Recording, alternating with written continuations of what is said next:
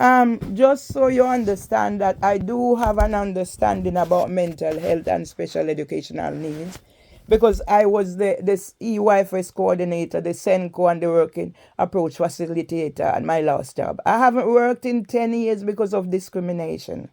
I shouldn't be here now. I should be out there helping children and families with special educational needs. Instead, they've used my mental health against me. Yeah? So I'm put in here, being sent to go do assessment, capability for work assessment, this assessment, that assessment.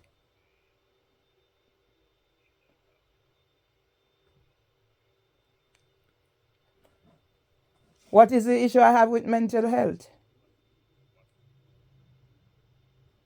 What type of mental health issues do I have?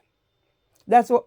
Okay, so I was diagnosed with chronic anxiety in 2006. I've had treatment for depression.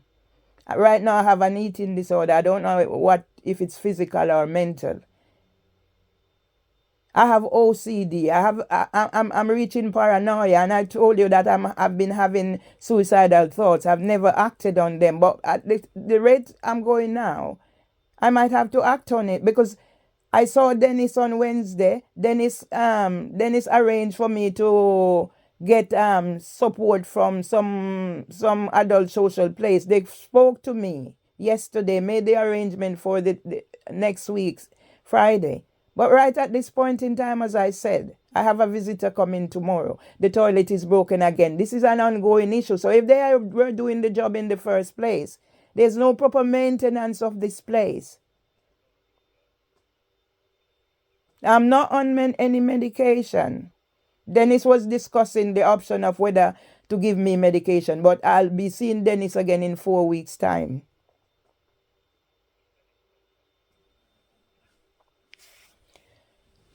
Do you have English as additional language? You don't have the English as additional language. Okay, I repeat again. I said to you when I called in the first instance, I said Dennis is a mental health practitioner, a mental health nurse. Dennis is the one who recommended for me to get. Okay.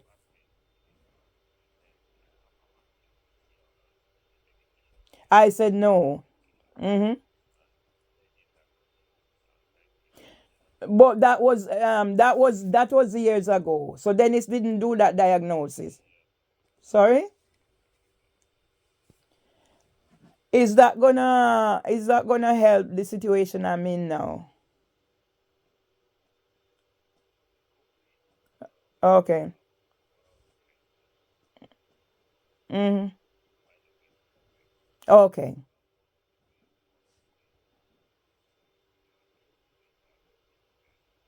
But at this point, excuse me, at this point in time, I told you where I've reached.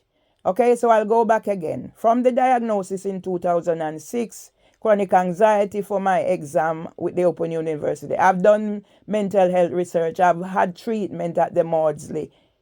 I've been recommended, and the final straw. So I was. No, at some sessions. So I had 12 sessions at the Maudsley.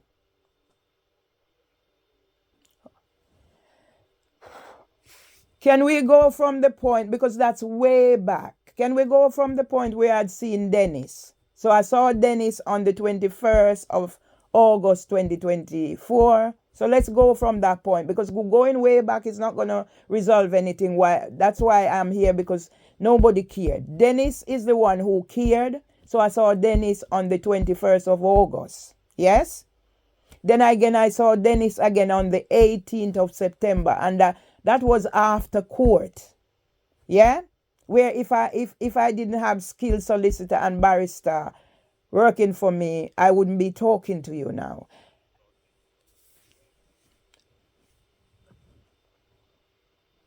Let me repeat again. Let me repeat again. The reason I come calling you is because I saw Dennis on Wednesday. And when I saw Dennis on Wednesday, he was on the phone with a lady who he sought help from.